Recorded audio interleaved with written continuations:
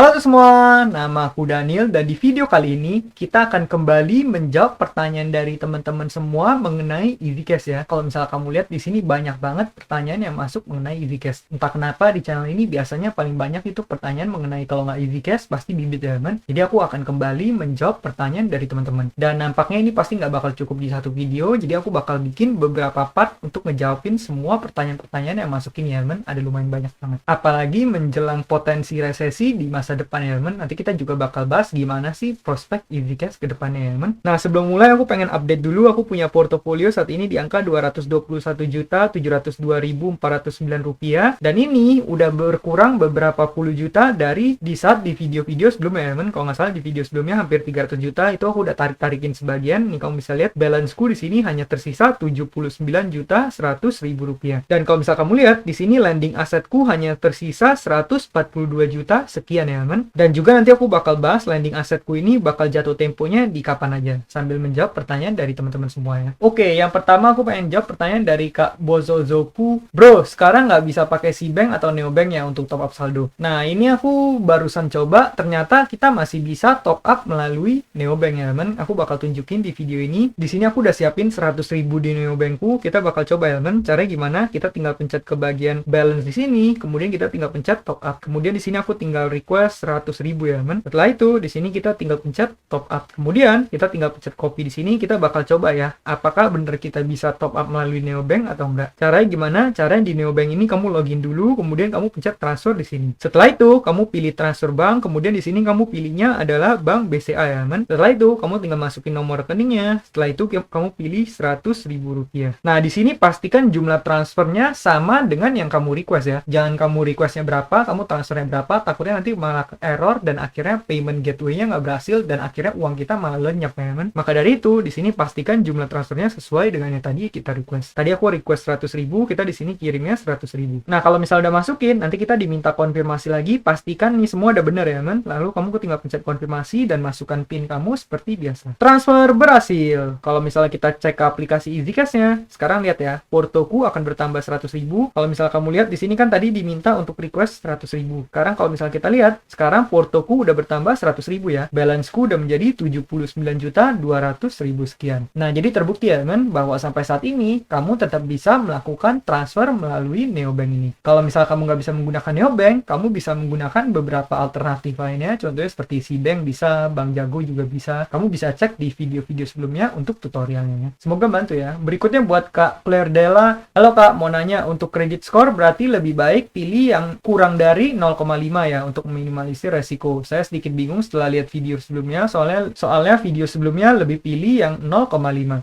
Nah, jadi ini bener banget ya, kalau misal kamu nonton videoku yang sebelum klarifikasi, di sana aku salah ya, dimana aku kira bahwa yang credit score baik adalah yang angkanya lebih dari 0,5. Jadi aku dari dulu selama beberapa tahun itu aku investasi, selalu aku pilihnya orang yang milih credit score 0,7, 0,8, pokoknya yang lebih dari 0,5. Namun, ternyata itu adalah salah, dimana ternyata adalah di credit score di EasyCash ini sistemnya berbeda. Sistemnya adalah di sini yang memiliki angka lebih mendekati 0 atau angka lebih rendah, itu artinya kredit skornya lebih baik. Jadi bagi kamu yang pengen mendanai, kamu harus ingat bahwa dalam kamu mendanai, lebih baik kamu memilih orang-orang yang memiliki kredit skor yang angkanya mendekati 0 ya, karena itu artinya kredit skornya bagus. Contohnya berapa? Contohnya 0,3, 0,4 seperti itu ya teman. Jadi kalau ada 0,3 sama 0,8, kamu pilihnya 0,3. Ada 0,4 sama 0,7, kamu pilihnya 0,4. Pilihnya yang mendekati 0 karena itu kredit skornya lebih bagus. Semoga bantu ya buat Kak Claire Della. Berikutnya dari Kak Cynthia Lugita Santoso, kok mau tanya dong kalau di EasyCash kita submit NPP, cara tahu NPP udah di ACC atau belum dari mana ya? Thank you. Nah, untuk cara kamu pengen tahunya adalah kamu tinggal ke bagian home di sini. Setelah itu kamu tinggal scroll banner yang ada di sini ya, men. Kalau misal kamu scroll, ini kan ada banyak banget. Nah, kamu bisa scroll ke bagian yang lengkapi NPP di sini, kamu tinggal pencet lengkapi sekarang. Nih, kamu bisa lihat ya, di sini ada tulisan data lolos peninjauan. Kalau misalnya tulisan atau tampilannya udah data lolos peninjauan, artinya kamu udah berhasil submit dan juga data kamu udah berhasil diproses ya, men, dan ini udah diterima karena udah lolos peninjauan. Kalau misalnya kamu belum submit atau misal kamu submit tapi masih belum berhasil, nanti keterangannya bakal ada di tampilan di bagian atas ini ya, men. Jadi bagi kamu yang pengen ngecek apakah NPP-nya udah di ACC atau belum, kamu bisa cek ke bagian di sini. Kalau misal kamu udah submit, biasanya sih hanya butuh waktu beberapa hari ya. Waktu itu aku submit kalau kalau nggak salah itu hanya makan waktu sekitar 2 hari. Nah, ini aku juga sekaligus menjawab pertanyaan dari Kak Hartono Tono, yaitu NPWP masih online, bisa ngamin. Nah, jadi aku pribadi saat itu aku submitnya hanya menggunakan NPWP yang bersifat digital ya teman, atau submitnya secara online. Caranya gimana? Aku tinggal foto NPWP yang aku buka di layar monitor. Jadi aku buka di layar monitorku, yaitu NPWP ku yang bersifat digital, aku langsung foto gitu, itu langsung diterima dalam waktu 2 hari. Nah, jadi kalau misalnya di EasyCash ini bisa seperti ini ya teman, tapi kalau misalnya seperti yang kamu udah lihat di video-video sebelumnya, aku pernah jelasin bahwa beberapa platform lain nggak bisa ya, hanya EasyCash sama Asetku kalau nggak salah yang bisa seperti ini. Semoga bantu ya buat Kak Hartono. Berikutnya dari Kak Jaya Channel, pengen mendanai tapi belum punya rekening BCA. Setahu aku, kamu juga bisa melakukan pendaftaran dengan bank lain ya teman, tapi aku pribadi aku lupa karena aku pribadi waktu itu daftarnya udah sekitar berapa tahun lalu. Kalau misalnya kamu pengen informasi lebih lanjut, ada baiknya kamu langsung menjangkau tim supportnya aja dan kamu tanya ke mereka ya, karena untuk kendala teknis seperti ini mereka pasti bisa bantu. Dan juga kalau misalnya kamu belum punya rekening BCA, aku cukup rekomen sih ya untuk membuka BCA, karena seperti yang kamu ketahui, hampir semua platform di Indonesia, semua platform P2P, rata-rata semua bisa menggunakan BCA. Dan BCA itu bisa dibilang yang paling open dan paling fleksibel secara penggunaan ya teman. Jadi aku rekomen banget, walaupun kelemahannya mungkin yang kita butuh bayar untuk biaya bulanan ya teman, dimana biaya bulanannya itu nggak murah ya teman. Semoga membantu ya buat Kak Jaya Channel. Berikutnya dari Kak Mama Luna, Bang, kalau di pendanaan itu ketika ada yang gagal bayar gimana? Apakah itu berpengaruh dengan penghasilan aset kita? Nah, kalau misalnya nanti terjadi gagal bayar, yang dijanjikan adalah asuransi akan mengganti 100% dari dana kita ya, karena ini aku pernah nanya ke RM. Tapi kalau misalnya kamu tanya apakah aku pribadi pernah mengalami seperti ini, jawabannya adalah aku belum pernah ya. Dan kalau misalnya kita lihat di TKB-nya, itu TKB 100%, artinya semua investor berhasil mendapatkan semua dana mereka kembali. Jadi selama ini masih belum ada yang mengalami hal seperti gagal bayar ini ya teman, dimana semua dana masih berhasil kembali ke investor. Tapi kalau misalnya nanti suatu saat aku mengalami ini, pasti aku bakal update di channel ini supaya bisa menjadi referensi, atau enggak paling enggak bisa menjadi pelajaran buat teman-teman semuanya ya. Jadi kalau misalnya ditanya apakah nanti berpengaruh ke penghasilan aset kita, harusnya sih kalau misalnya gagal bayar nanti kita bisa kehilangan returnnya dan hanya digantikan dana pokoknya. Harusnya sih seperti itu. Cuma aku pribadi belum pernah ngalamin. Nanti kalau misalnya aku alamin, aku bakal update di channel ini. Jadi bagi teman-teman yang belum subscribe, kamu boleh subscribe dulu supaya nggak ketinggalan video berikutnya dari aku mengenai EasyCash teman. Berikutnya, mungkin ini pertanyaan terakhir yang aku jawab biar nggak kepanjangan, dari Kak Farli Rumayar. Menurut Abang, bagaimana prospek investasi P2P lending khususnya EasyCash di tahun 2023 yang dibayangi oleh resesi? Nah, kalau menurut aku pribadi, ini aku bener-bener nggak bisa bilang ya teman. Jadi aku bener-bener nggak bisa